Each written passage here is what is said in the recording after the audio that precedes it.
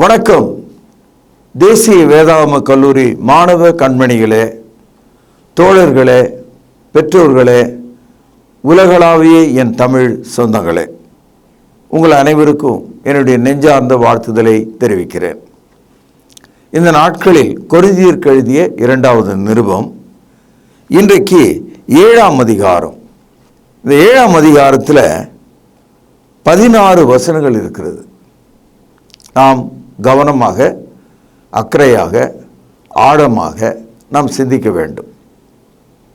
நேற்றைய பாடத்தில் ஒரு 5 கேள்விகளை பரிசுத்த ஆவியானவர் கிறிஸ்தவர்களாகி நமக்கு முன்பாக வைத்தார். இதை 6ஆம் அதிகாரம் 14வது வசனத்திலிருந்து படிக்கிறோம். அந்நிய நுகத்தில் அவிசுவாசிகளுடன் பிணைக்கப்படாதிருப்பீர்களாக. 1. நீதிக்கும் அநீதிக்கும் சம்பந்தம் ஏது? 2. ஒளிக்கும் இருளுக்கும் ஐக்கியம் ஏது? 3. கிறிஸ்துவுக்கும் பேலியாளுக்கும் இசைவு ஏது? 4. அவிசுவாசியுடனே விசுவாசிக்கு பங்கு ஏது? 5. தேவனுடைய ஆலயத்துக்கும் விக்கிரகங்களுக்கும் சம்பந்தம் ஏது? இந்த 5 கேள்விகளும் நம்முடைய மனதின் ஆழத்தில் மிக ஆழமாக போட்ட ஒரு ஓட்டையை போல, ஒரு துளையை போல நம்மை மிகவும் பாதிக்கக்கூடியதாக இருக்கிறது. நம்முடைய இருதயத்தை 2ஆக பிளந்து பார்ப்பது போல் இருக்கிறது. இந்த 5 கேள்விகளும் ஏதோ ஒரு வகையில் நம்முடைய வாழ்க்கையில் நாம் செய்து கொண்டிருக்கிற ஒரு விஷயமாக தான் இருக்கு. இப்படிப்பட்ட மக்கள் மத்தியில் தேவன் எப்படி இருக்க முடியும்? அவருடைய ஆவி எவ்விதமாக இருக்க முடியும்? 2 கொரிந்தியர் 6ஆம் அதிகாரத்தில் கேட்கிறார், 17-18 வசனங்கள். ஆனபடியால் நீங்கள் அவர்கள் நடுவில் இருந்து புறப்பட்டு பிரிந்து போய் அசுத்தமானதை தொடாதீர்கள் என்று கர்த்தர் சொல்லுகிறார்.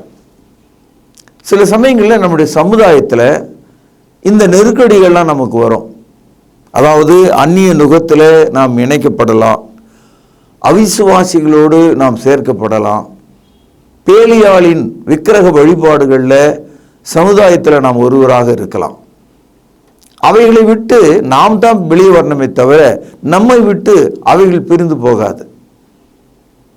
ஆகவே ஒரு கிறிஸ்தவன் விக்கிரக வழிபாட்டிற்கு ஓடி போக வேண்டும். விக்கிரகம் இருக்கிற இடத்துல தான் இருக்கும், அது ஓடாது. சமுதாயத்தில் மாற்றங்களை நாம் செய்ய முடியாது. நீங்கள் சமுதாயத்தை விட்டு வெளியே வந்துடணும்.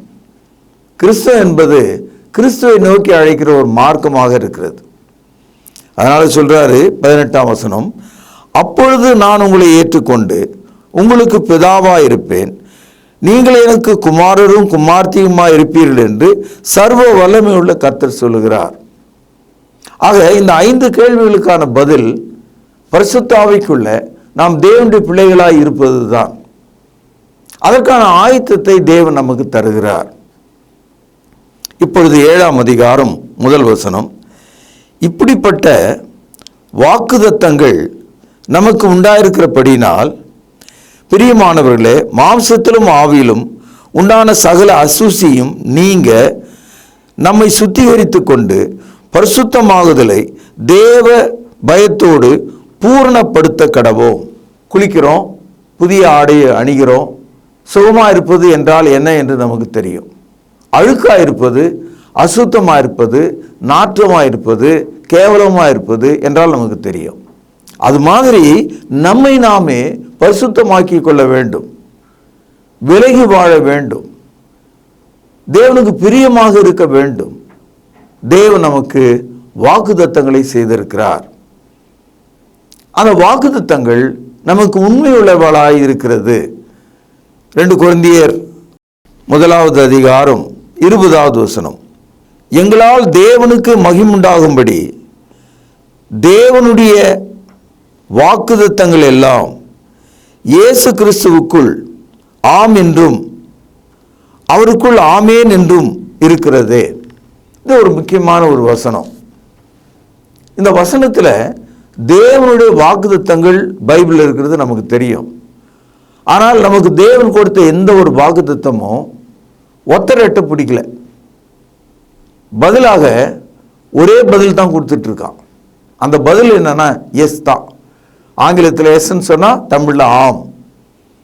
ஆக கடவுள் மனம் மாறி தன்னுடைய வாக்குத்தத்தங்களை மாற்றி மாற்றி பேசுகிறவர் இல்லையா. எப்போதும் அவருடைய வார்த்தைகள் ஆம், ஆமேன் என்றுதான் இருக்கிறது.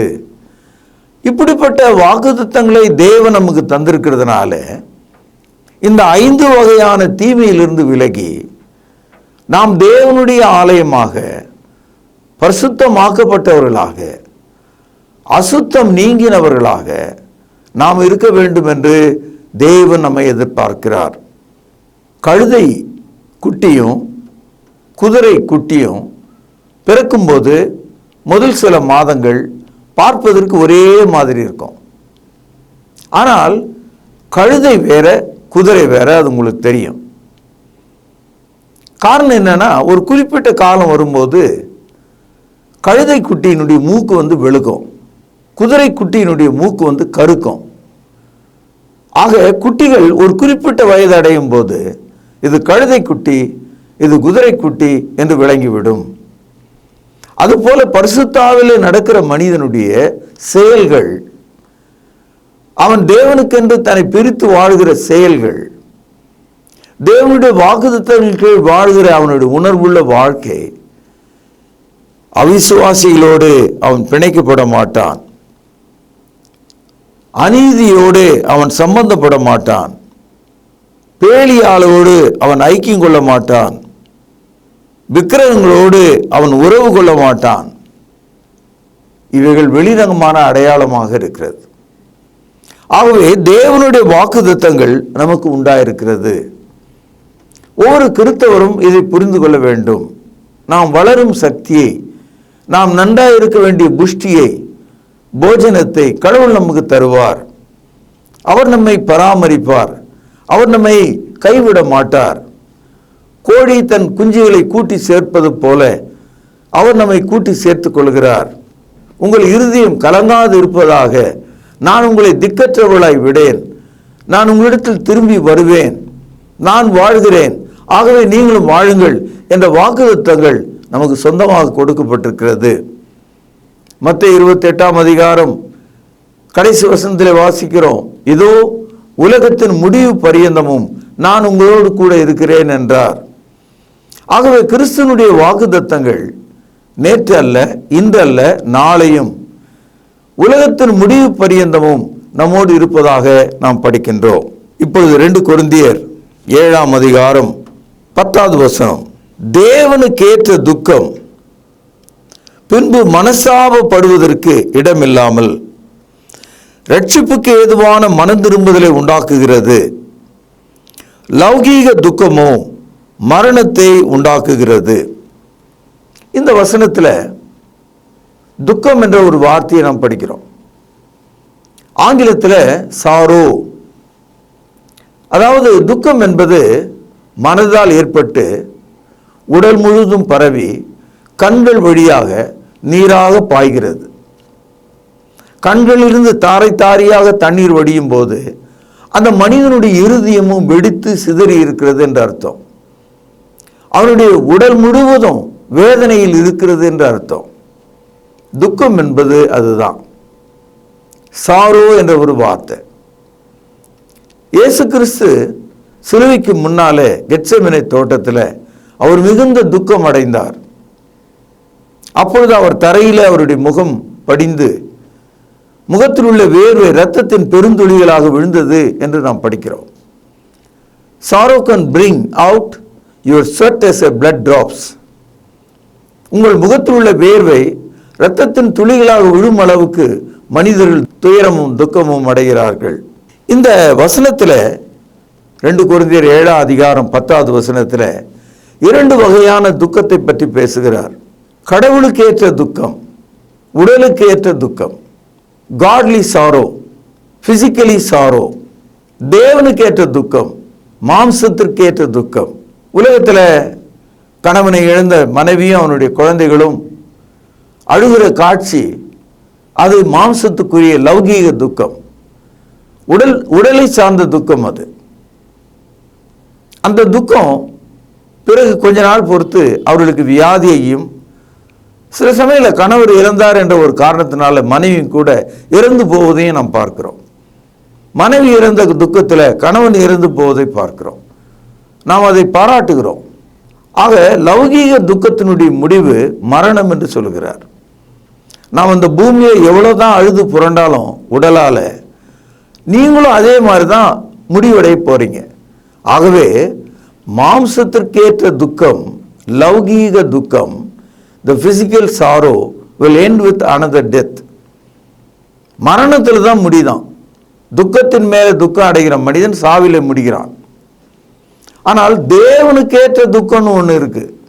அது நாம் வாழ்கிற காலத்தில் தேவனுக்கு பிரியமாக இருக்கும்படி நம்முடைய மனதை மாற்றக்கூடிய ஒரு துக்கம்.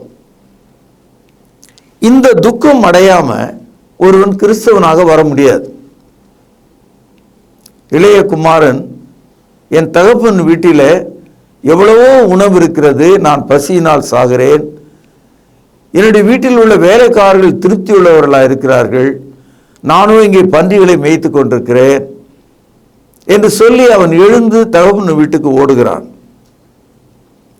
தகப்பன் வீட்டுக்கு போன போது அவன் தகப்பனை பார்த்த உடனே ஒரு வார்த்தை சொன்னான்.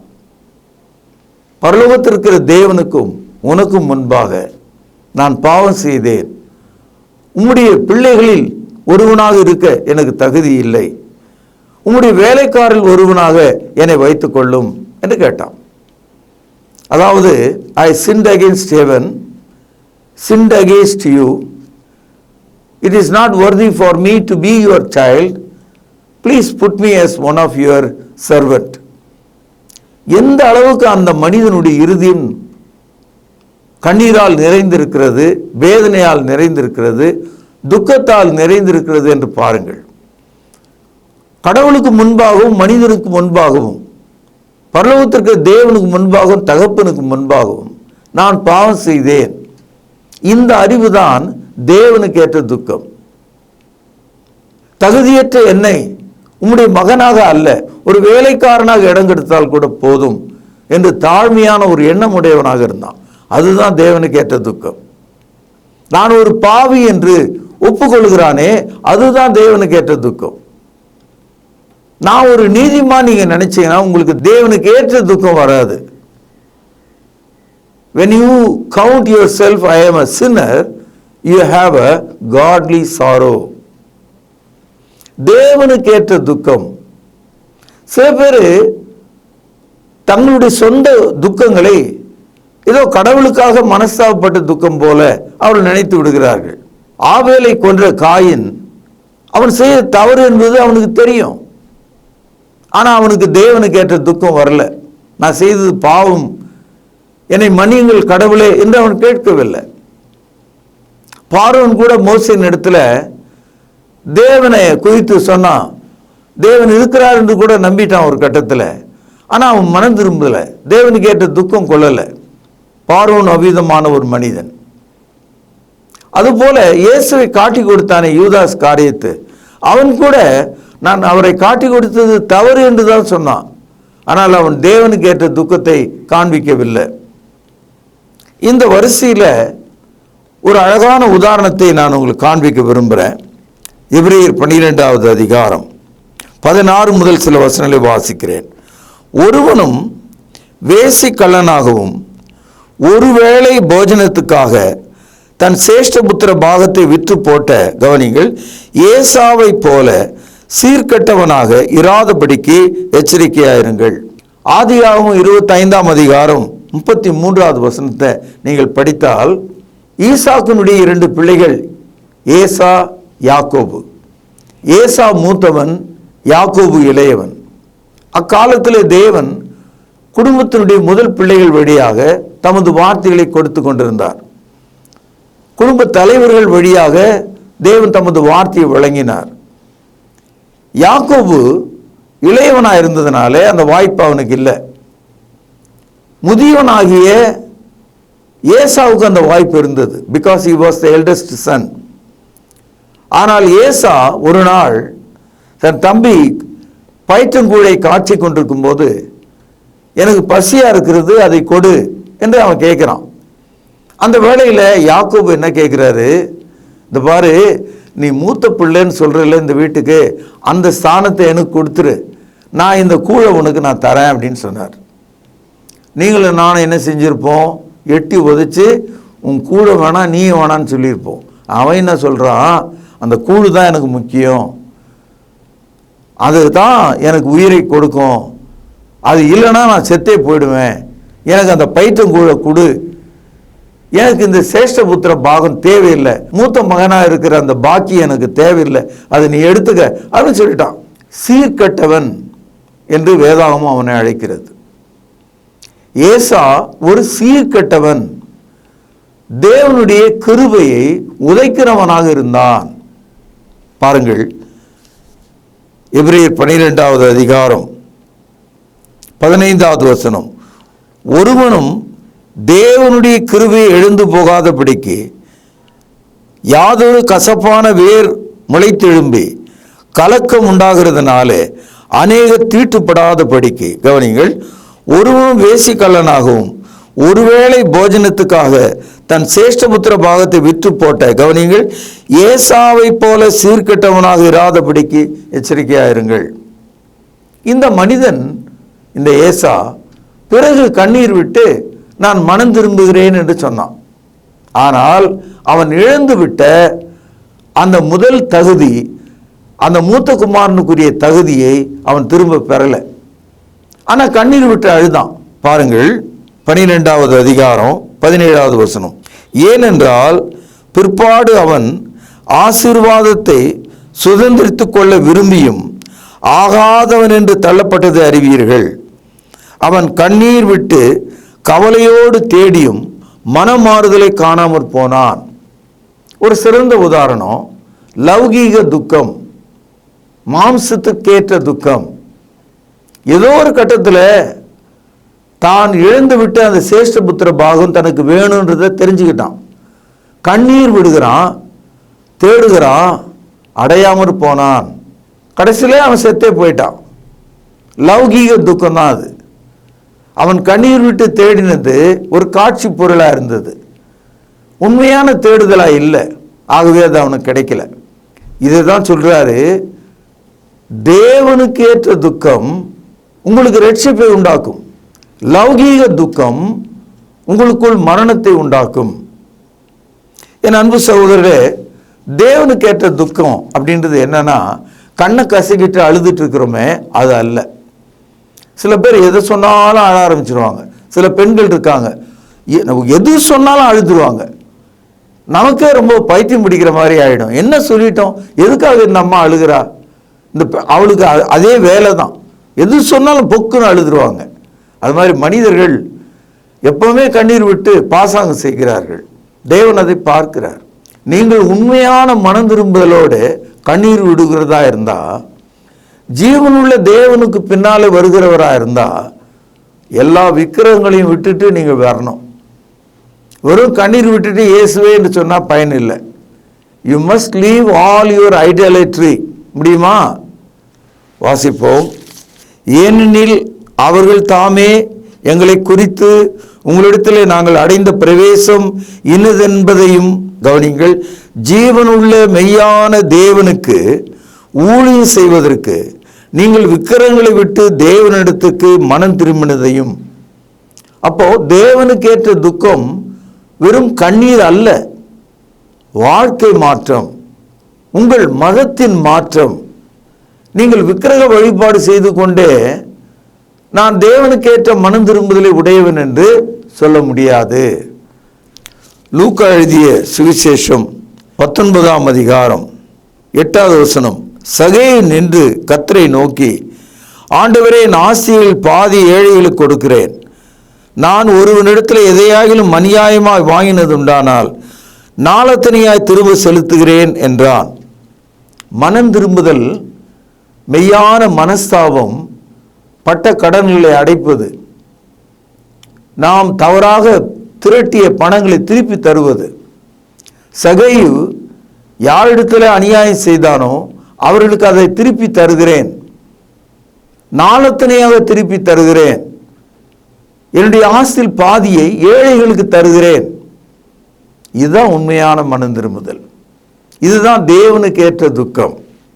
சங்கீதம் 6:7 துயரத்தினால் என் கண்கள் குழி விழுந்து போயிற்று, என் சத்துருக்கள் அனைவர் நிமித்தமும் மங்கி போயிற்று. உண்மையான மனம் திரும்புகிற ஆளு அவனுடைய கண்ணீர் அவனுடைய படுக்கையை நினைக்கக்கூடியதாகவும் அவனுடைய கண்கள் குழி விழுந்ததாகவும் இருக்கிறதாம். அந்த அளவுக்கு டீப்லி சாரோ, ஆழமான ஒரு மன திரும்புதலை காண்பிக்க வேண்டும். ஏசாயா தீர்க்கதரிசன புத்தகம் 1:16 உங்களை கழுவி சுத்திகரியுங்கள், உங்கள் கிரியைகளின் பொல்லாப்பை என் கண்களுக்கு முன்பாக அகற்றிவிட்டு தீமை செய்தலை விட்டுவிடுங்கள். நன்மை செய்ய படியுங்கள், நியாயத்தை தேடுங்கள், ஒடுக்கப்பட்டவனை ஆதரித்து திக்கற்ற பிள்ளையின் நியாயத்தையும் விதவையின் வழக்கையும் விசாரியுங்கள்.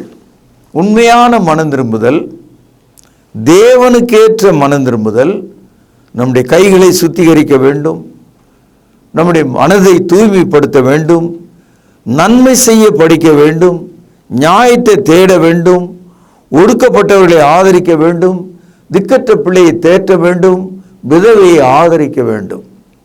எவ்வளவு பெரிதான ஒரு சமூக மாற்றத்தை இந்த நற்செய்தி நமக்கு வலியுறுத்துகிறது. என் அன்பு சகோதரர்களே, 2 கொரிந்தியர் 7:10 படித்தோம். தேவனுக்கு ஏற்ற துக்கம் பிறகு வருத்தப்படுவதற்கு இடம் இல்லாம, மனஸ்தாபப்படுவதற்கு இடம் இல்லாம உங்களுக்கு ரட்சிப்பை உண்டாக்குறது. லௌகீக துக்கமோ மரணத்தை உங்களுக்கு உண்டாக்குறது. யூதாஸ் காரியத்து மனம் திரும்புவதாக நினைத்தான், அது லௌகீக துக்கம், அது மரணத்தில் முடிந்தது. ஏசா மனம் திரும்புவதாக நினைத்தான், அது லௌகீக துக்கம், அது மரணத்தில் முடிந்தது. பார்வோன் மனம் திரும்புவதாக மோசேயின் இடத்துல சொன்னான், அது லௌகீக துக்கம், ஆகவே அவன் கடல் மூழ்கி இறந்து போனான். ஆகவே ஆவிக்குரிய மனம் திரும்புதல், காட்லி சாரோ, தேவனுக்கேற்ற துக்கம், பிறகு வருத்தப்படுவதற்கு இடம் இல்லாமல் அது நமக்கு ரட்சிப்பாக மாறுகிறது. யாக்கோபு 4:8-9 தேவனிடத்திலே சேருங்கள், அப்பொழுது அவர் உங்களிடத்திலே சேருவார். பாவிகளே, உங்கள் கைகளை சுத்திகரியுங்கள், இருமனம் உள்ளவர்களே, உங்கள் இருதயங்களை பரிசுத்தமாக்குங்கள். நீங்கள் துயரப்பட்டு துக்கித்து அழுங்கள், உங்கள் நகைப்பு துக்கிப்பாகவும் உங்கள் சந்தோஷம் சஞ்சலமாகவும் மாறக்கடவது. இதுதான் தேவனுக்கேற்ற துக்கம். ஆகவே அன்பு சகோதரர்களே, தேவனுக்கேற்ற துக்கம் என்பது விக்கிரகங்களை விட்டு வெளியே வருவது, விக்கிரக வழிபாட்டிலிருந்து தூரமாய் செல்வது, நம்முடைய கைகளையும் கால்களையும் மனதையும் சுத்திகரிப்பது, திக்கற்றவர்களையும் ஏழைகளையும் விதவைகளையும் ஆதரிப்பது, தேவனுடைய சித்தம் செய்வதாக நம்முடைய இருதயத்தை மாற்றுவது. Godly sorrow works out salvation. தேவனுக்கேற்ற துக்கம் உங்களுக்கு ரட்சிப்பை உண்டாக்குறது. லௌகீக துக்கம், பூமிக்குரிய துக்கம், மாம்சத்துக்குரிய துக்கம் முடிவிலே மரணத்தை சந்திக்கிறது. இந்த உலகத்தில் மரிக்கிற எல்லா மனிதனும் ஒரு லௌகீக துக்கத்தின் கீழ் தான் சாகிறான். அவன் யாராக இருந்தாலும் சரி, மனிதன் இயற்கையாக சாகிறான் என்று நாம் நினைக்கும் போது அது உண்மைதான், இயற்கையில தான் அவன் சாகிறான். ஆனால் அவன் சாகும்போது அவனுடைய மனம் எப்படி இருக்குதுன்னா மாம்சத்துக்குரியதாக இருக்கிறது, லௌகீகத்துக்குரியதாக இருக்கிறது. Every dying man, he dies in the physical spirit, physical thoughts. ஆகவே என் அன்பு சகோதரர்களே, இந்த நாளில் நீங்கள் தேவனுக்கேற்ற துக்கம் உடையவர்களாக உங்கள் ரட்சிப்பை உறுதி செய்து கொள்ளும்படி இந்த வசனத்தினாலே உங்களை நான் ஆற்றி தேற்றுகிறேன். பிரார்த்தனை செய்வோம். பரலோகத்திலே வாசமாக இருக்கிற அற்புதமான தகப்பனே, மிக உறுதியான வாக்குத்தத்தங்கள் இயேசு கிறிஸ்துவுக்குள் ஆம் என்றும் ஆமேன் என்றும் இருக்கிறதுனாலே நாங்கள் தேவனுக்கேற்ற துக்கம் உடையவர்களாய் மாறி ரட்சிப்பை பெற்று பரிசுத்த வாழ்க்கை வாழ எங்களுக்கு உதவி செய்தருளும். கேட்ட நற்செய்தியை ஆசீர்வதியும். ஆண்டவர் இயேசுவின் நாமத்திலே ஜெபத்தை கேட்டருளும். ஜீவனுள்ள எங்கள் நல்ல பிதாவே, ஆமேன். தொடர்பு கொள்ள வேண்டிய முகவரி: திருமறை நேரம், 58 சர்ச் தெரு, குமரன் நகர், சென்னை 6,82,000. செல்போன் 9385500882. கர்த்தாவே, தேவர்களில் உமக்குப்பானவர் யார்? வானத்திலும் பூமியிலும் உமக்குப்பானவர் யார்?